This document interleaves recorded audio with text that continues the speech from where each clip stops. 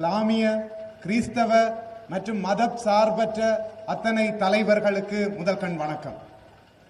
அடுத்ததாக இந்த நிகழ்விலே கலந்து கொண்டிருக்கின்ற இலங்கையினுடைய கடற்தொழில், நீரியல், கடல் வளங்கள் துறையினுடைய அமைச்சர் ராமலிங்கம் சந்திரசேகரன் அவர்களே, இங்கே பேசி அமர்ந்திருக்கின்ற எங்களினுடைய 3 பாராளுமன்ற உறுப்பினர்களே, தொடர்ந்து இந்த யாழ் மாவட்டத்தினுடைய 16 மிக பிரதானமான உள்ளூராட்சி சபைகளோடு யாழ் மாநகர சபையை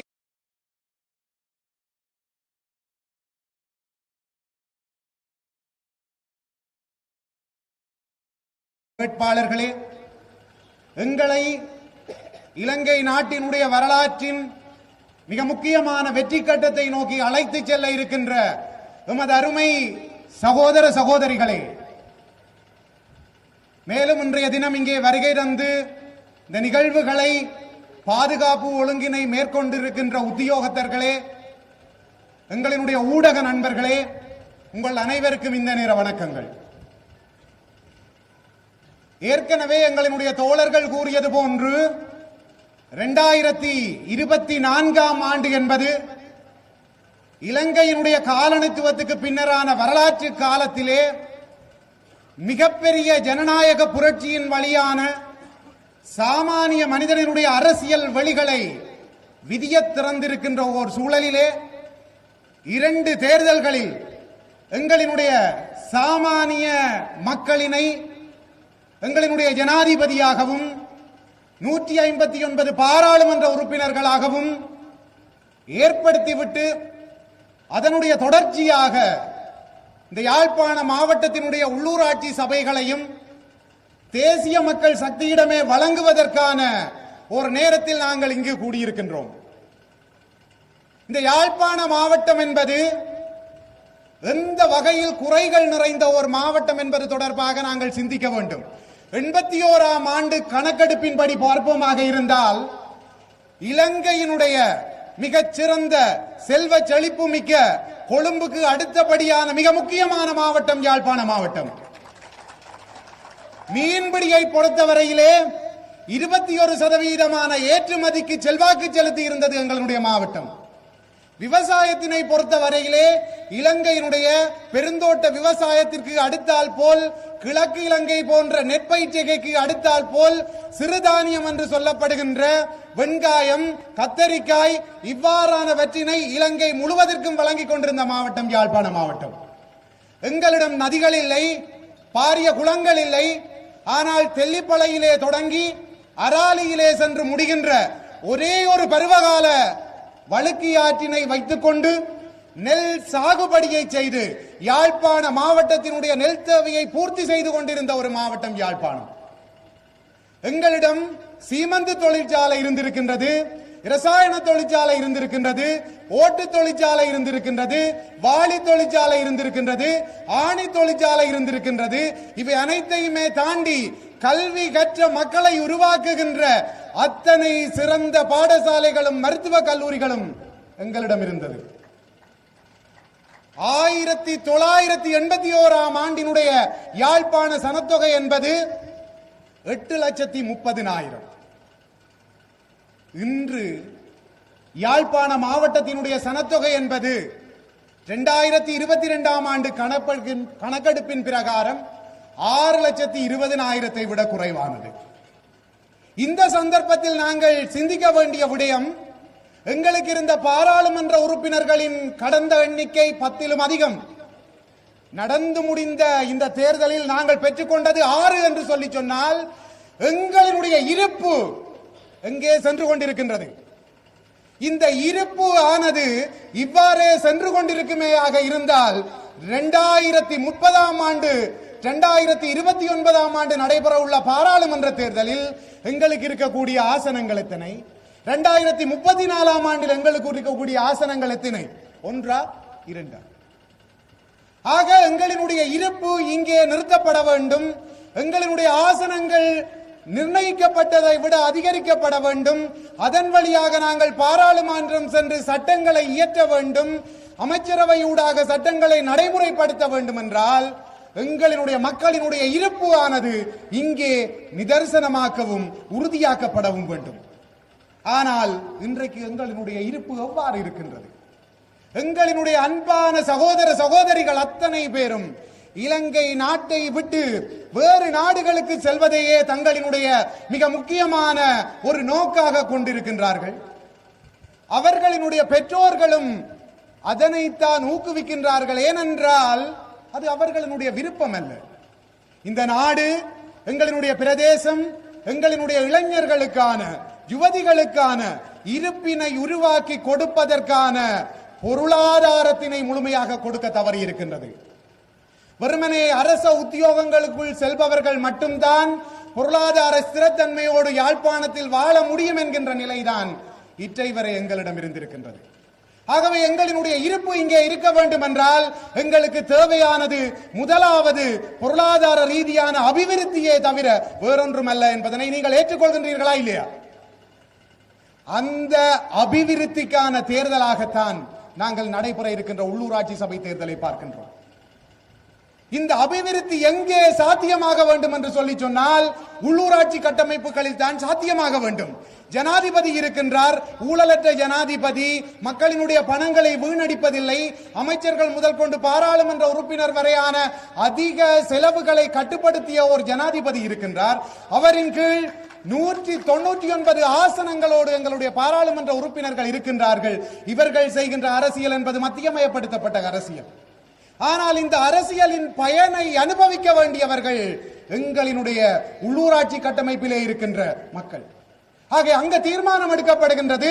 அந்த தீர்மானத்தின் வழியாக அபிவிருத்தி சாத்தியமாக்கப்பட வேண்டுமாக இருந்தால் எங்களினுடைய அரசினுடைய உறுப்பினர்கள் எங்கள் உள்ளூராட்சி சபைகள் தோறும் தங்களினுடைய இடங்களை பெற்றுக் கொள்ள வேண்டும். இன்றைய தினம் யாழ்ப்பாணத்தில் ஒரு பிரச்சனை என்று சொல்லி சொன்னால் நாங்கள் பாராளுமன்ற உறுப்பினர்களை தேடுகின்றோம், அமைச்சரை தேடுகின்றோம். ஆனால் இந்த உள்ளூராட்சி கட்டமைப்பிலே எங்களினுடைய தேசிய மக்கள் சக்தியினுடைய 425க்கு மேற்பட்ட வேட்பாளர்கள் யாழ்ப்பாணம் முழுவதிலும் போட்டியிடுகின்றார்கள். அவர்கள் வெல்ல வைக்கப்படுவார்களாக இருந்தால் யாழ்ப்பாணத்திலே 4 பேரை தேடியவர்கள் 420க்கு மேற்பட்டவர்களை எங்கள் சந்திகளிலும், எங்கள் வீதிகளிலும், எங்கள் ஆலயங்களிலும், எங்கள் வீடுகளிலும் தேடுவோம். எங்களுக்கு இருக்கக்கூடிய பிரச்சனைகளை அவர்களிடம் நேரே சென்று சொல்லுவோம். அவர்கள் கடந்த காலங்கள் போன்று அரசாங்கம் எங்களுக்கு எதையும் செய்ய மாட்டாது, அரசாங்கம் எங்களை வஞ்சிக்கின்றது என்கின்ற தகவலினை எங்களிடம் சொல்லிவிட முடியாது. ஏனென்றால் அவர்கள் தேசிய மக்கள் சக்தியினுடைய உள்ளூராட்சி கட்டமைப்பினுடைய உறுப்பினர்கள். நாங்கள் எங்களினுடைய பிரச்சனைகளை சொல்கின்ற பொழுது உடனடியாக அதனை அமைச்சரவை வரையோ, பாராளுமன்றம் வரையோ, அதிகாரமுடைய ஜனாதிபதி வரையோ கொண்டு செல்ல வேண்டிய எங்களினுடைய முகவர்களாகத்தான் அவர்கள் இங்கே இருக்க போகின்றார். இந்த நிலையில்தான் நாங்கள் என்ன கேட்டுக்கொண்டிருக்கின்றோம் என்று சொல்லி சொன்னால், நடைபெறப் போகின்ற இந்த உள்ளூராட்சி சபை தேர்தலில் எங்களினுடைய தேசிய மக்கள் சக்தியினை வெல்ல வைக்க வேண்டும் என்பதை மட்டும்தான் நாங்கள் கேட்டுக்கொள்கின்றோம். எங்கள் மீது பல்வேறு வகையான விமர்சனங்கள் கட்டவிழ்த்து விடப்பட்டிருக்கின்றன. நாங்கள் எங்களுடைய இருப்பை மீளவும் 8 லட்சம் 9 லட்சமாக மாற்றுகின்ற பொழுது மட்டும்தான் நாங்கள் கேட்கின்ற அந்த தேசியம் சார்ந்த விடயங்களும் எங்களுக்கு சாத்தியமாகும். வெளிநாடுகளில் மட்டும் இருந்து கொண்டு எங்களினுடைய நிலங்களின் மீதான தேசியங்களை நாங்கள் ஒரு பொழுதும் பேசிவிட முடியாது. அப்படி என்றால் ஏனையவர்கள் சொல்லுகின்றார்கள், நாங்கள் அனைவரும் தேசிய கட்சியோடு இணைந்து விட்டோம், ஆகவே துரோகிகள் என்று. எங்களுடைய மக்களினுடைய எண்ணம் தேசியம் என்று சொல்லி சொன்னால் அதற்கு ஏன் 5 கட்சிகள் எங்களுக்கு வேண்டும்? ஒரு கட்சி பேச முடியும் தானே எங்களுக்கான தேசியத்தினை? அல்லது 5 வகையான வரைவிலக்கணங்களை நாங்கள் வைத்திருக்கின்றோமா? அல்லது ஒரு வரைவிலக்கணத்தை 5 கோணங்களில் நாங்கள் அணுகுவதற்காக 5 கட்சிகளை வைத்துக் கொண்டிருக்கின்ற போன்றோமா? அப்படி என்றால் எங்களை எவ்வாறு வேண்டுமென்றாலும் பேக்காட்டி விட முடியும். ஆனால் எங்களை அபிவிருத்தி செய்ய வேண்டும் என்ற நோக்கத்தோடு ஒருவர் இங்கு வருகின்றார் என்றால் அவரை மட்டும் விட்டுவிடக் கூடாது.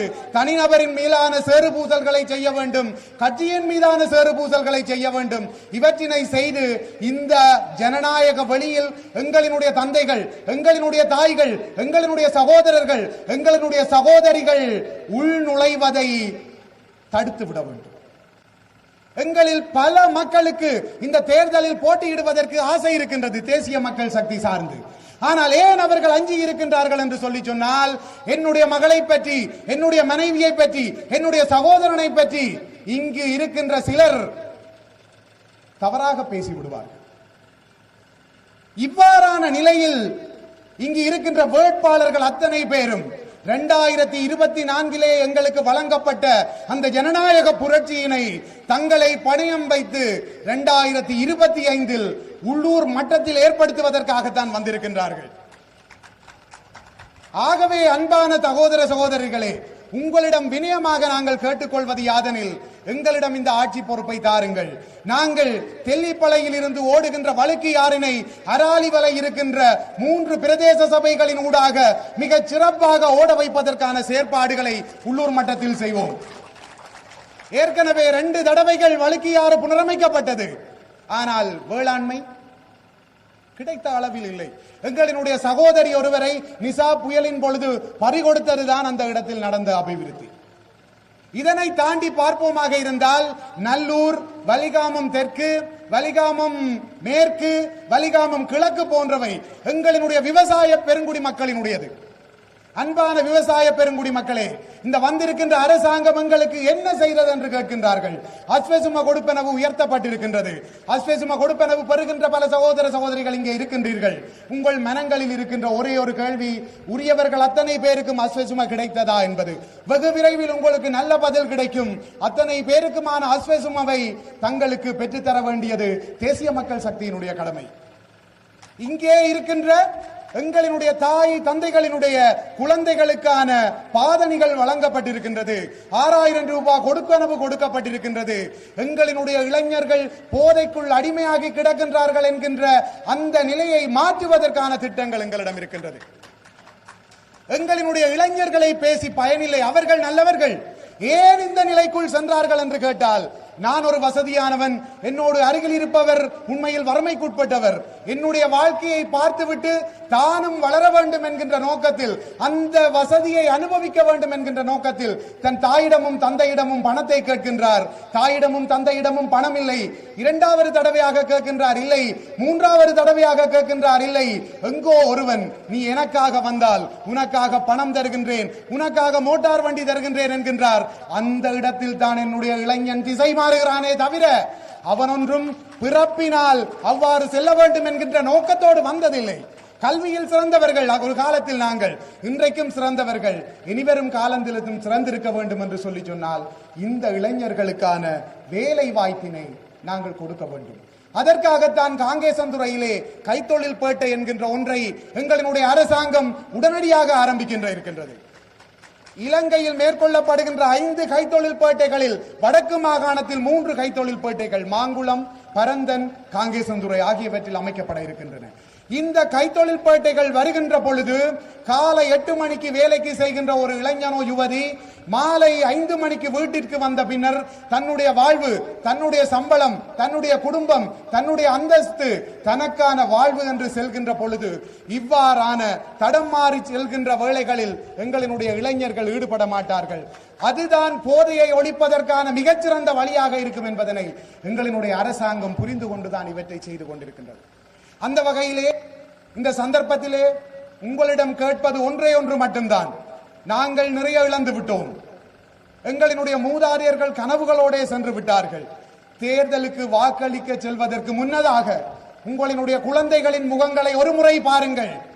இலங்கையினுடைய எதிர்காலம் அவர்களுக்காவது சுதந்திரமான, பொருளாதார அடித்தடமுடைய, சமூக நீதியுடைய, சூழல் நேயமுடைய ஒன்றாக கையளிக்கப்பட வேண்டும் என்கின்ற எண்ணத்துடன் சென்று திசை காட்டிக்கு வாக்களியுங்கள். நீங்கள் வாக்களித்ததன் பின்னர் எங்களினுடைய அரசோ நாங்களோ அபிவிருத்தியை சாத்தியமாக்கவில்லையாக இருந்தால் 5 ஆண்டுகளில் எங்களை வீட்டுக்கு அனுப்புங்கள் என கூறி, இங்கே அலைகடல் என வந்திருக்கின்ற எமது அருமை சகோதர சகோதரிகளுக்கு நன்றிகளை கூறி, இந்த நல்ல வாய்ப்புக்கும் நன்றி கூறி விடைபெறுகிறேன். நன்றி, வணக்கம்.